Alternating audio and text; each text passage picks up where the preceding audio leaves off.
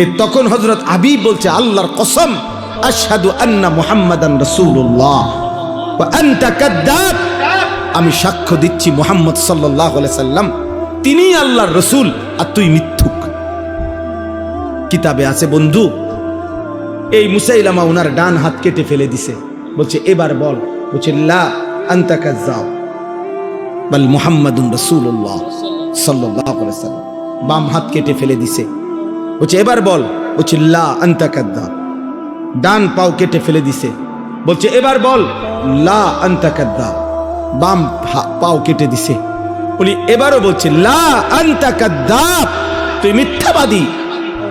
শেষ পর্যন্ত জিহ্বা টেনে ছিঁড়ে ফেলছে, শরীরটা কাইটা টুকরা টুকরা করে, খোদার কসম বুটি বুটি পিস পিস বানায় ফেলছে, গোশতের টুকরার মতো। এরপরে হযরত হাবিব ইবনে যায়েদের পবিত্র লাশকে টুকরা টুকরা করে ছিন্ন ভিন্ন করে ফেলে দিছে।